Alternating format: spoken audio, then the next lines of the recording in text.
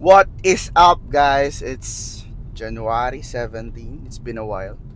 Uh, yeah, simple.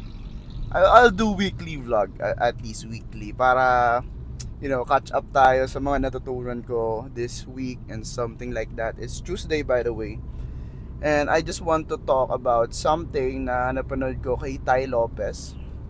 It's called a shortness or On the Shortness of Life by Seneca na book. I haven't read that, but I know the concepts, I know the quotes. Ang title ng video ni Ty Lopez is yung 8 reason why you procrastinate. And I forgot the reasons. I just took the pinaka-important thing. One reason bakit tayo nag-procrastinate is we don't know our mortality. We don't realize that you, me, every one of us will die, and some of us cannot comprehend or don't reflect on that idea that even while you're watching this one, naklik nyo, tapos pwede kayo mamatay.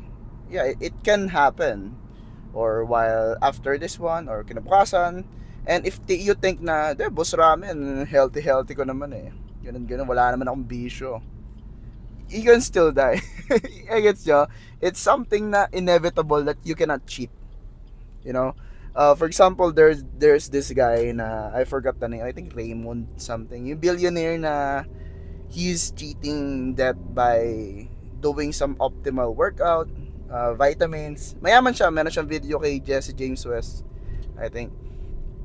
And it's okay. Pera niya yan Mayaman na siya And napabata niya naman talaga yung sarili niya. Again, inaalagaan niya. But I can go there and shoot him tapos mamatay pa din siya, 'di ba? Nagets niyo ba? Kumbaga, yeah, you can prolong life, but you cannot cheat death. Pwedeng may mangyari sa kanya na wag naman sana. Nagets niyo ba? By not reflecting na pwede ka mamatay, you sometimes procrastinate, you waste time.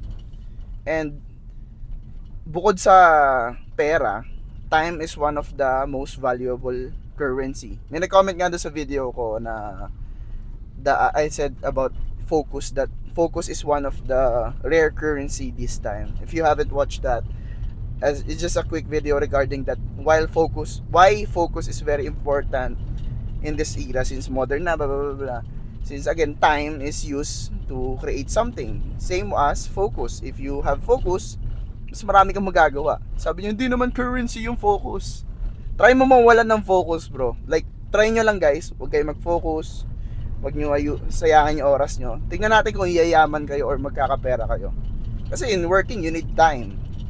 You provide time sa mga BPOs, your time, to earn money. It's a currency. Nagigets nyo ba? Ano yan? Law of universe yun.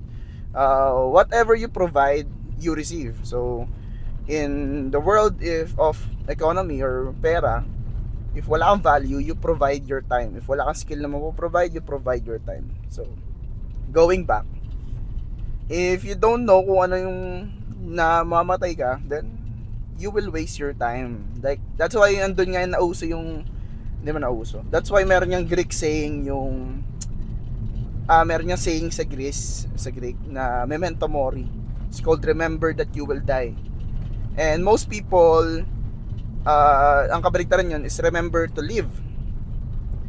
And I think it goes hand in hand. Yung memento mori and memento vivere goes hand in hand. Di mo sila pwedeng paghiwalayan. Since to remember that you will live, you need first to remember that you will die. Since sabi nga ni, I forgot the name, that man has two lives. First is when he realized he only has one. Diba?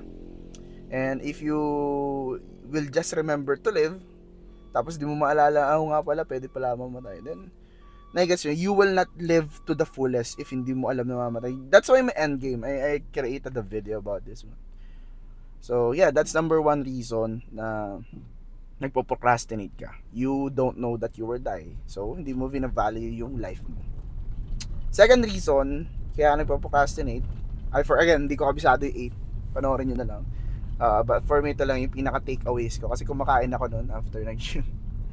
Second reason, and I think that's the only two that you need to know, is you don't know your goals.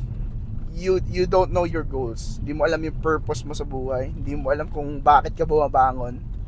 Again, sabi nga ni Earl Nightingale, Rollo May sa A Man think of himself something, that the opposite of coward is not cowardice, it's conformity.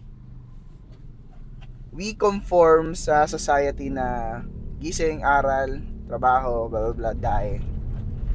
There's nothing wrong with that if yan yung gusto mo. Pero is that really what you want? Yes nyo? Kaya lang naman nabawasan yung pagdi-dream natin ng goals natin kasi merong isang tao nung bata tayo na, for example, you want to be astronaut. Merong isang tao dyan na nagsabi sa'yo, astronaut, di pwede, walang ganyan sa Pinas, tanga ka. Nagets nyo? May isang taong ganun, men. And then from there, ay, baka nga hindi ako pwede maging astronaut. Andun na papasok yung self-doubt eh. Diba? Remember that you must not let anyone crush your goal or dream na pag may nagsabi lang sa'yo, hindi pwede yan. Elon Musk, hindi na pwede yung space travel shit. Pero ginawa niya pa din. Henry Ford, he's the one, meron siyang ginagawang kotse nun. Kasi he's the one that mass-produced yung cars before. Basahin niyo nasa Think and Grow Rich yung kwento niya. Meron siyang sariling book na Henry Ford na biography. Hindi daw pwede na ganun kabilis yung sports car. I forgot. But he did it anyway. So like I said, don't let anyone, even me, even your friend, your mom, kung ano yung trip mong gawin. Boss Ramen, iba yung privilege namin. Of course, iba-iba tayong privilege, bro. Hindi ka naman mayaman, hindi rin naman ako sobrang yaman, guys. 'Di ba? Pwede mong sabihin sa akin, Boss Ramen, kailangan ko kasi magganto. Go for it kasi wala kang pera, man. But it doesn't mean that that kind of privilege will let you kung nasan ka lang. Kasi you have meron kang purpose, bro eh. Kumbaga, sabihin mo sa akin, Boss Ramen, kasi if wala ka pang anak, tapos you still have the chance, the time to work towards your goal, then work, di ba? Kung wala kang pera ngayon, di magtrabaho ka muna, tapos gawin mo sa side hustle mo yung shit mo. Iba na kasi pag may anak, guys eh. Iba na yung purpose mo. Ang purpose mo nun is alagaan and nourish yung anak mo. Wala na, tanggal na yung purpose mo na kung ano man gusto mo. Though pwede mo pa rin siyang gawin towards it kahit gaano kabagal, since success is something that you do every day, na kumbaga success is the constant working towards your goal eh, successful ka na nun. So yeah, that's the two things that I've learned dun sa 8 na yan. I forgot kung ilang 8 ways yun, but technically binabasa niya lang yung mga quotes regarding dun sa book.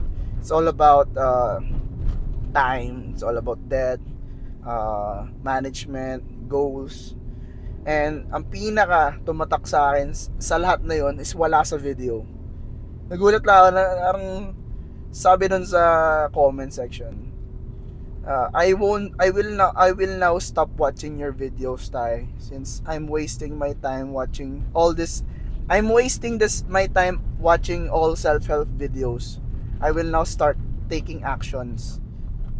That was 8 years ago.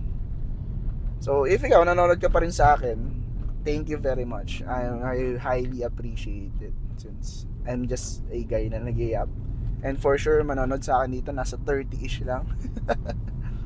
But I just want to let you know, find your goal, purpose mo sa buhay, sulat mo, then work towards it.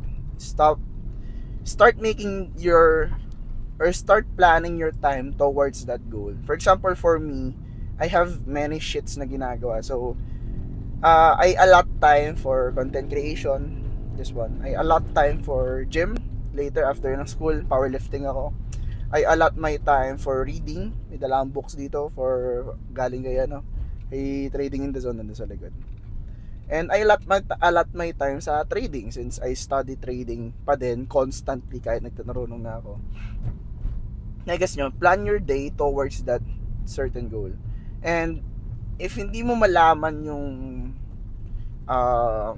goal mo sa buhay, then write it down first. Ano ba talagang pinaka gusto mong gawin? I have this exercise sa series ko. You can buy it. It's a full series about self-improvement. Punta kayo sa TikTok ko, ilalink ko sa baba. Click nyo lang yon.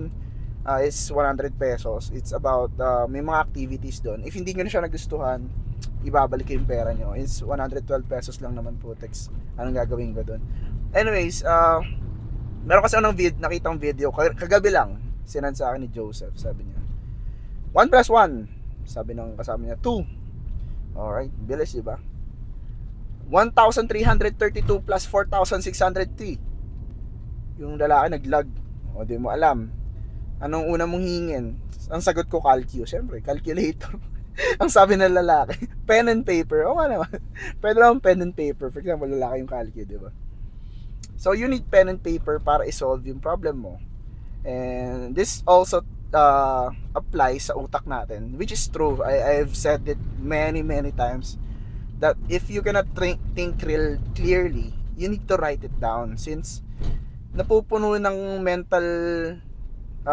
mental trash yung utak mo, na punong-puno ng mga words and stuff na hindi mo alam saan galing. So napupuno siya, nagkakaroon siya na nagiging disorganized siya. Nagiging disorganized rin yung results or actions mo in real life. So that's why you need to write down your shit sa buhay. Kunwari, may mental, para magkaroon ka ng clarity. Sabi nga nila, you read to gain perspective, you write to gain clarity. And nakalimutan ko na isa, tatlo yun I forgot. So if hindi mo alam gagawin mo, write it down. Boss Ramen, parang dead kid, parang journal, bata ka ba? Whatever makes you happy, bro. Since writing makes me clarity, more aware sa nangyayari, more literate. If nagpapa-essay na yung mga prof ko, since nag-aaral na ako, it helps me to write more, become more expressive sa sentence ko without thinking na shit.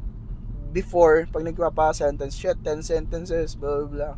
Ngayon, shit, lagpas na ako 10 sentences. Nagets you ba? There's no bad thing that can happen in writing or that will dulot you yung pagsusulat. For example, Danco, he likes writing. He makes money out of writing. Technically, you can make money out of everything, guys. If you master something, you can make money out of anything. For example, yung coach ko, 2,500 per month. Imagine kung marami siyang kino-coach, diba? Danco, $50 for the writing course. Imagine ilan bumili nun. Jordan Peterson, about self-awareness and writing also, I think $39, diba? Sa mga books naman kasi 30% lang nang makukuha dun sa author kasi may publisher dun eh. So it's okay pa din, great money, but again, it's just the value eh. For example, nagsulat ako ngayon ng libro, onti lang bibili. Bakit? Hindi pa naman ako ganun ka literate, hindi pa ako ganun ka tanda, diba? Hindi pa ako ganun ka master sa isang craft. And why will I write my book now? Sulat ako ng libro pag tingin ko I'm capable of writing na. And also if I started writing right now, diba? So yeah, master one thing, focus a goal, remember that you will die, and work towards your goal. That's it. Anyways, I hope you learned something. It's just 13 minutes na pala ako nag-i-up here. Biglang di pala naka-record.